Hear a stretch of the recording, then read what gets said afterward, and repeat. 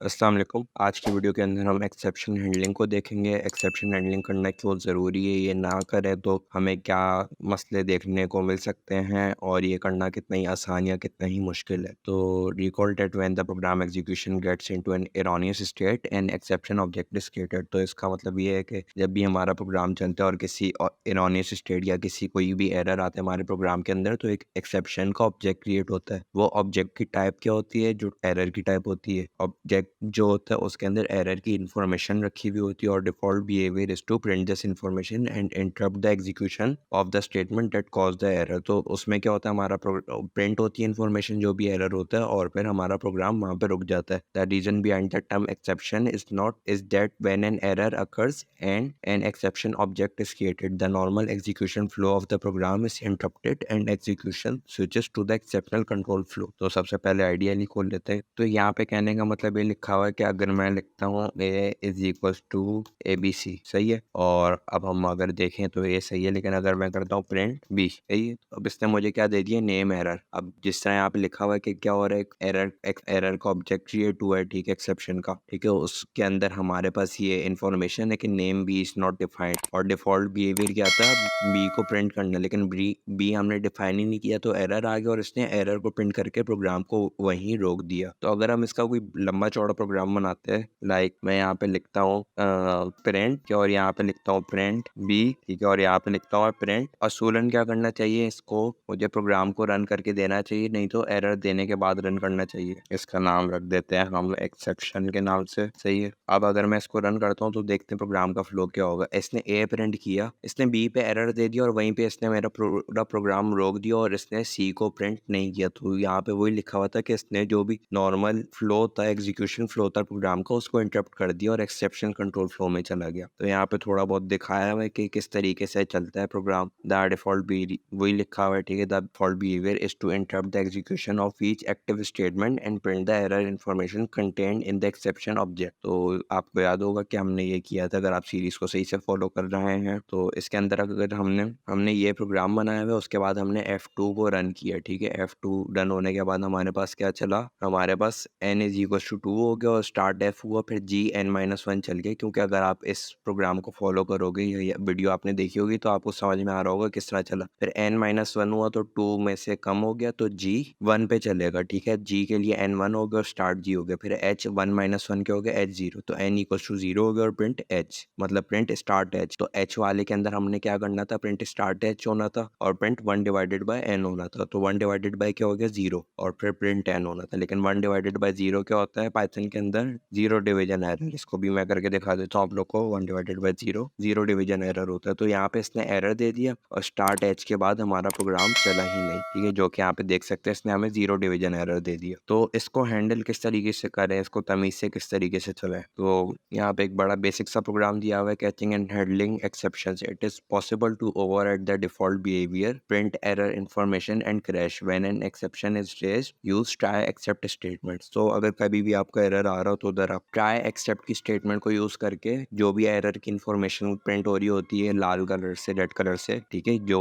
पूरा आपका यहाँ पे लाल लाल हो गया, जो पूरा यहाँ पे लाल लाल हो गया, इसको हम खत्म कर सकते हैं, हटा सकते हैं ट्राई और एक्सेप्ट को यूज करके। अब फॉर एग्जाम्पल इस प्रोग्राम को मैंने कॉपी किया, सही है, इसको मैंने यहाँ पे पेस्ट किया। अब ये प्रोग्राम हमारे पास कर क्या रहा है? हमसे स्ट्रिंग में एज लेगा, उसके बाद इंटीजर में एज लेगा और यूआर फिर इंटीजर वाली एज हमें लिख के दे देगा, ठीक है। तो देखते हैं करना है क्या इस प्रोग्राम के अंदर। तो इसने एंटर योर एज किया, सही है, हमने यहाँ पे लिख दिया 18, ठीक है, यू आर 18 ईयर्स ओल्ड, चल गया, सही है। लेकिन यही अगर प्रोग्राम में दोबारा चलाता हूँ और यहाँ पे लिखता हूँ मैं 18, सही है, तो वैल्यू एरर दे दी। वैल्यू एरर क्यों हो गई? क्योंकि ये 18 को कन्वर्ट नहीं कर सकता इंटीजर के अंदर। हम यहाँ पे कन्वर्ट कर रहे हैं इंटीजर के अंदर। वो 18 जो स्ट्रिंग है, स्ट्रिंग को किस तरह कन्वर्ट करेगा? तो इसने वैल्यू एरर दे दी क्योंकि वैल्यू सेम नहीं है हमारे पास। यहाँ पे भी देखो वैल्यू एरर की तरफ ही जा रहा है। अब इसको हम इग्नोर किस तरह कर सकते? हम यहाँ पे कर देंगे ट्राई एंड एक्सेप्ट। तो यहाँ पे अगर मैं ऊपर डाल देता हूँ ट्राई और नीचे का मैं सब सेलेक्ट कर दिया और इसको मैंने एक आगे कर दिया, ऊपर वाला भी आगे हो गया, इसको पीछे कर देते हैं, सही है। अब इसके नीचे हम कर चलाते हैं एक्सेप्ट, ठीक है। अब एक्सेप्ट के अंदर हम अपनी कस्टम लाइन प्रिंट करवाएंगे। कस्टम के अंदर हम क्या प्रिंट करवा लेते हैं? एंटर एज इन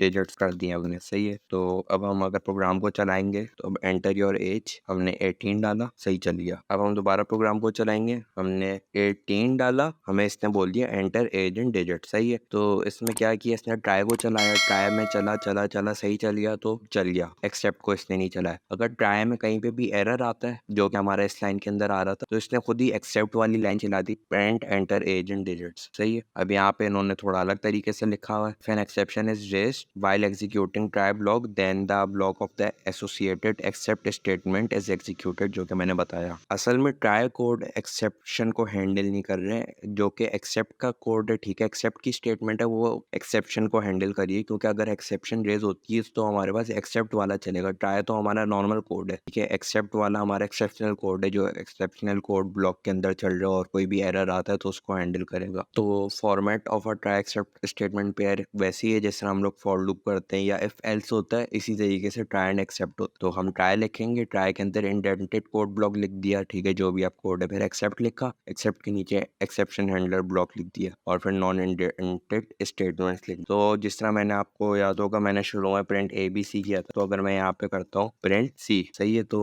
अगर मेरे पास पहले क्या था, पहले इसको मैं आपको 18 करके दिखा देता हूँ, तो हमारे पास सी इसने प्रिंट कर दिया। अब अगर मैं इसको गलत भी चलाता हूँ कि कोई एरर है, तब भी ये हमें सी प्रिंट कर देगा, ठीक है, क्योंकि इसने एक्सेप्शन को हैंडल किया। जब ये वाली लाइन चल गई हमारी, ठीक है, तो इसने ऑटोमेटिकली ये वाली लाइन चला दी, लेकिन जब तक एरर आ रहा था तो हमारा प्रोग्राम वहीं पे रुक गया था, जिस तरह यहाँ पे हुआ है इस जगह पे, ठीक है। अब यहाँ पे एक और चीज लिखी है, it is possible to restrict the except statement to catch exceptions of a specific type only. तो मल्टीपल टाइप्स की एक्सेप्शन हमारे पास आ सकती है, नेम एरर होता है, वैल्यू एरर होता है, टाइप एरर होता है, इंडेक्स एरर होता है, की एरर होता है, फाइल नॉट फाउंड एरर होता है, और पता नहीं एक आध और होगी, फिलहाल दिमाग में ये आ रही है तो मैंने सारी बोल दी। सही है, तो हम इसको कस्टम अपने तरीके से भी हैंडल कर सकते। तो यहाँ पे जिस तरह लिखा हुआ है, यहाँ पे हमने एक फंक्शन बनाया है, फंक्शन के अंदर हमने फाइल नेम देंगे, ठीक है, पैरामीटर दिया हुआ है फाइल नेम का, इसके अंदर हम आर्गुमेंट देंगे जो भी हमारी फाइल का नाम होगा। ट्राई के अंदर हमने डाल दिया in file equals to open file name, file को ओपन किया, स्ट्रिंग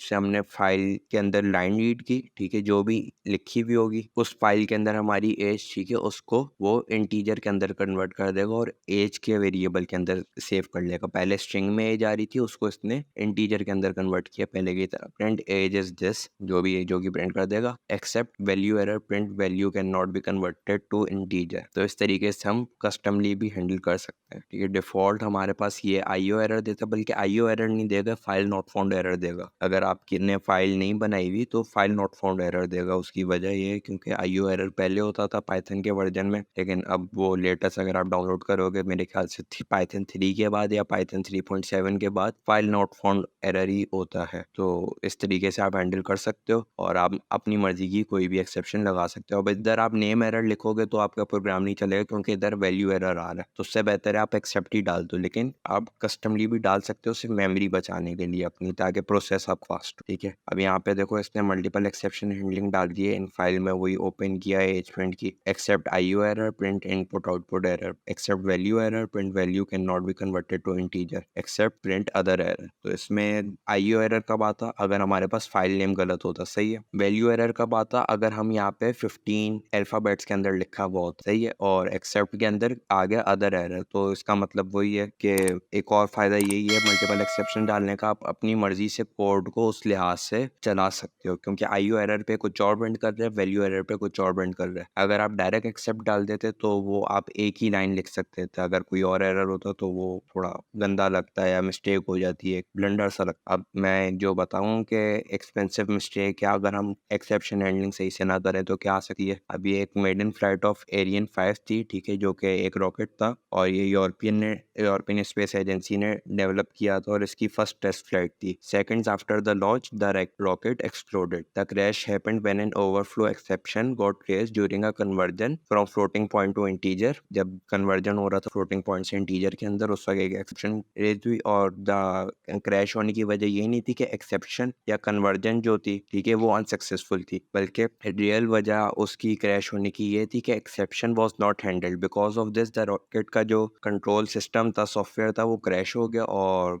रॉकेट का कंप्यूटर शट डाउन हो गया और उसका कोई नेविगेशन सिस्टम रहा नहीं, क्योंकि कंप्यूटर शट डाउन हो चुका है। तो रॉकेट अनकंट्रोलेबल हो गया और वो फिर and the onboard monitors made the rocket self destruct. अब मैं आई एम नॉट श्योर कि ये कौन से वाले मॉनिटर्स की बात हो रही है। रॉकेट का इंटरनल सिस्टम था कि अनकंट्रोल होने पे सेल्फ डिस्ट्रक्ट हो जाए या पीछे से उसको कर दिया गया, मेरे ख्याल से खुद ही डिस्ट्रक्ट हो गया होगा, क्योंकि पीछे से तो उसका कोई कंट्रोल रहा नहीं, तो this was probably one of the most expensive computer bugs in history, जो कि इतना महंगा पड़ा। तो इस वजह से एक्सेप्शन हैंडलिंग ज़रूरी होती है। ऊपर से अगर आप बेसिक लेवल पे देखो तो आपका ये कोड के फ्लो को बड़ा अच्छे तरीके से चला देता है। अब यहाँ पे हमारे पास इतने ज़्यादा एरर आ रहे थे, ठीक है, लेकिन यही हमने जब से एक्सेप्शन हैंडलिंग की तो हमें तमीज़ से लिख के कह रहे हैं एंटर एजेंट डिजिट्स। तो आज के वीडियो के लिए इतना ही। उम्मीद है आप लोगों को समझ में आया होगा। लाइक शेयर सब्सक्राइब करना मत भूलना। अगली वीडियो में मिलते हैं। अल्लाह हाफ़िज़।